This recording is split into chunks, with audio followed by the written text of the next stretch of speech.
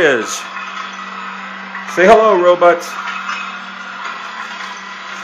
So I have him running. Dr. Smith never helps anyone but himself. Dr. Smith never wants to do anything except cause trouble by ducking his share of work.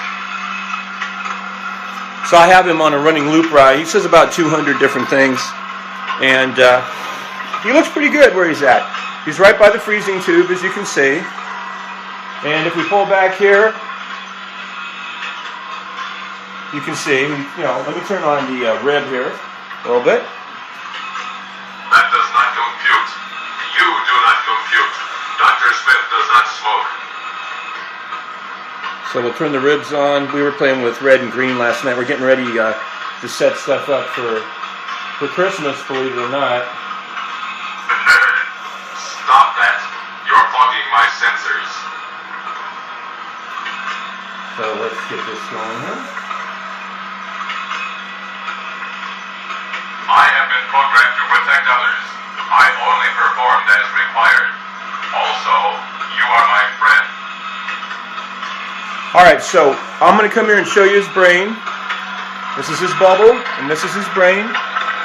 So you can see the fingers move, and it's got the little crown that spins on top and all the blinking lights. And we'll come around here and show you some more on the other side of the brain. There's his little... I too have a cure, which I shall now quote. When in danger or in doubt, run in circles, yell and shout. So we'll come down here. And then this is his lights in the front. Lights in the front. Little belly lights, as we call them. And then this down here is his memory tape, where Dr. Smith plays around with it all the time, so we can actually move this back like this. Professor Robinson will not be pleased. He was concerned about my corroding.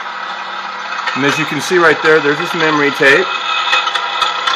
And you have switches that turn all the power to here off to the front. And this switch then turns off that.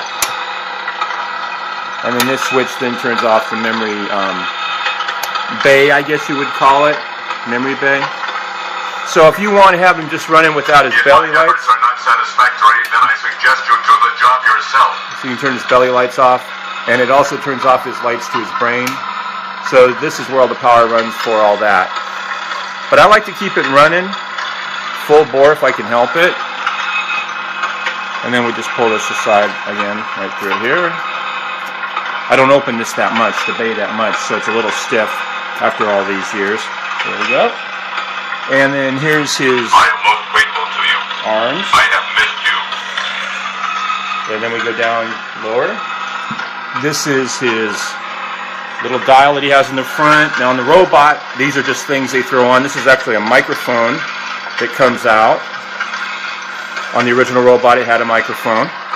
And then you can go all the way down here. Now, I don't have him on a Lazy Susan so he'll spin because I don't want him to spin.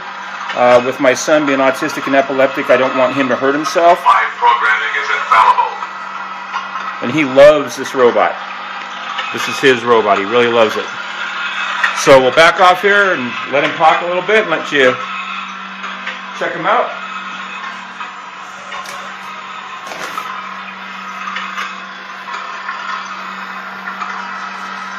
So as people have said, yes, this is a very nice piece. And I've had him for a long, long time. This is actually the second robot I built. The first one I built, I sold. This planet is inhabited by Professor John Robinson, his wife Maureen, his daughters Judy and Penny. So I sold my first one for my son for medical bills. So, stay tuned for the next episode of the Jupiter 2.1 Home Theater and Family Media Room. Please post comments. I do appreciate them. And the next thing we're going to do are the I could warm up beverage for you, but unfortunately my power supply is weak. Cardiotron. That'll go up in here. Those panels there. And of course the other Burroughs unit and the radar unit. That'll be the next thing you see will be the radar unit most likely. Oh, and here's the power pack. Right here. And eventually I'll make it so that when you pull the power pack out, he goes, But right now, this is what we got. Enjoy.